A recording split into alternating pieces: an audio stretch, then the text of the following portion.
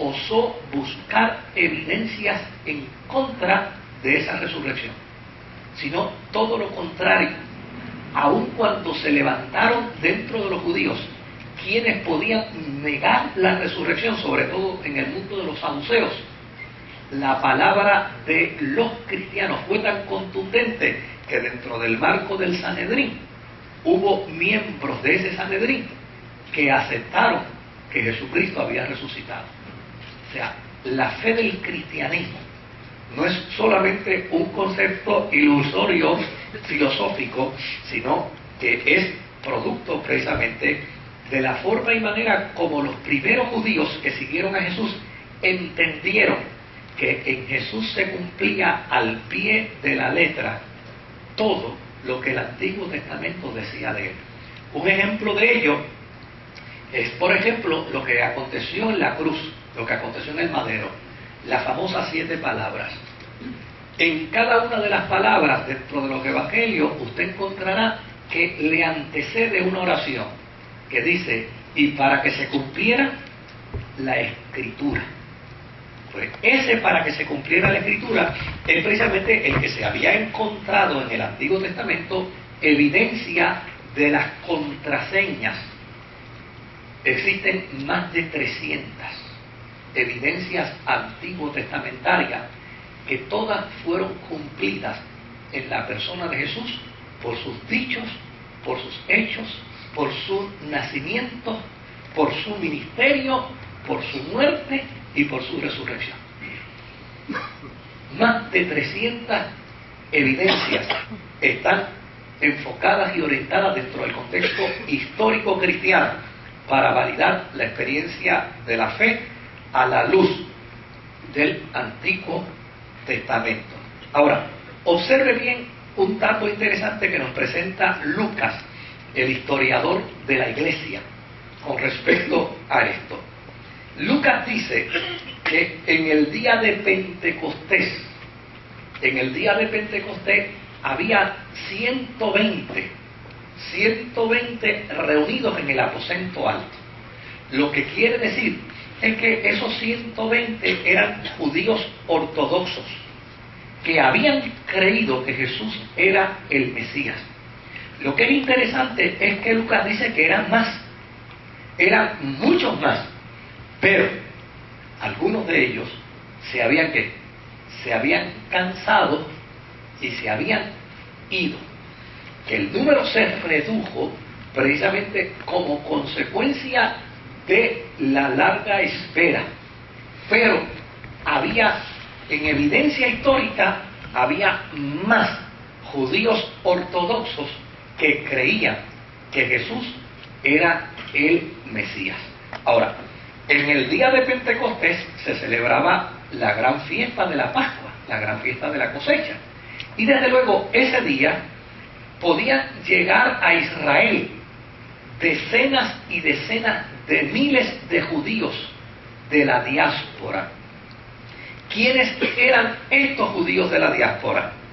Estos judíos de la diáspora eran personas que habían nacido en distintos países, en distintos lugares, se habían esparcido, y desde luego algunos de ellos eran judíos de segunda generación, de tercera generación, de cuarta generación, pero desde luego mantenían sus costumbres, mantenían su sistema de vida religioso y mantenían sus prácticas religiosas dependiendo de las fechas en que las fiestas religiosas se celebraban en Jerusalén.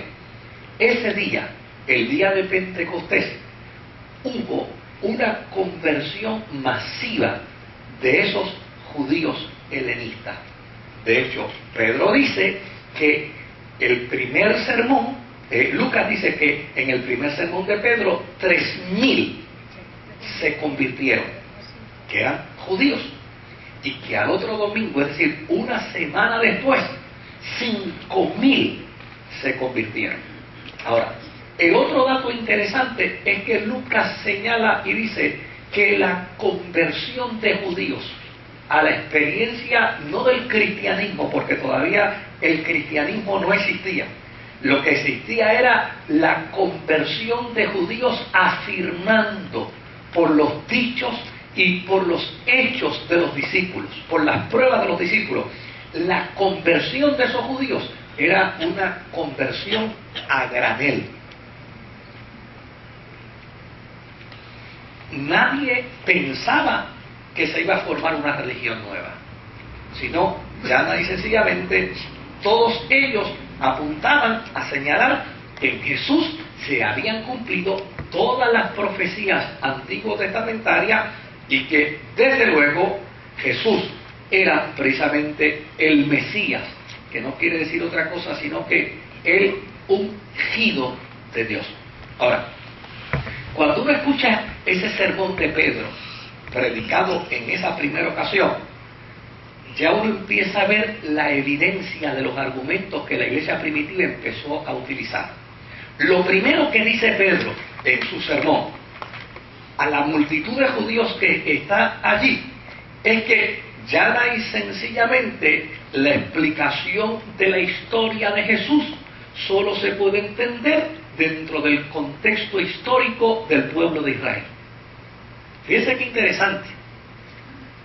Pedro le va a decir a los judíos, mire, de la única manera que ustedes pueden entender el mensaje que yo les voy a predicar es teniendo una comprensión clara del contexto histórico de ustedes como judíos.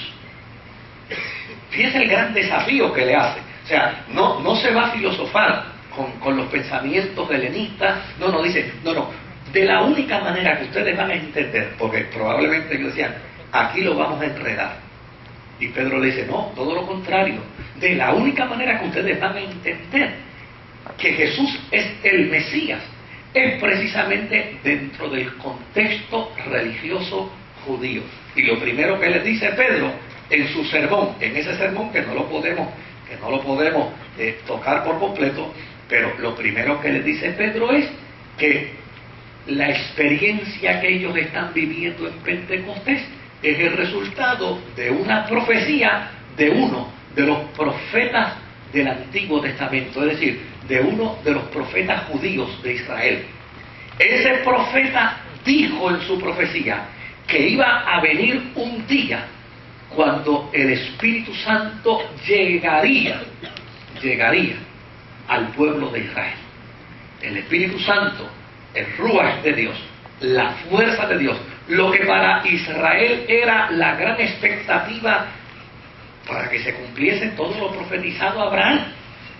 Joel lo había dicho y Pedro dice, señores, hoy se está cumpliendo entre ustedes precisamente lo que un profeta judío dijo con respecto a este día. Luego dice, el Antiguo Testamento, la Torá nuestra, habla de un Mesías. Y yo les voy a probar a ustedes que ese Mesías de quien habla el Antiguo Testamento es el Cristo que ustedes crucificaron. Claro, a renglón seguido le dice, pero yo no los quiero llenar de culpa. Yo no les quiero crear sentimientos de culpa, porque llana y sencillamente su arresto, su crucifixión, su muerte y su resurrección no fueron fortuitos, sino fue parte del plan determinado de Dios para que se cumpliese lo dicho por los profetas desde Abraham. Fíjense qué interesante cómo él va vinculando la fe a la experiencia judía. Lo quinto que hace Pedro en su sermón, es decir, todos nosotros sabemos que el Mesías viene del linaje de David.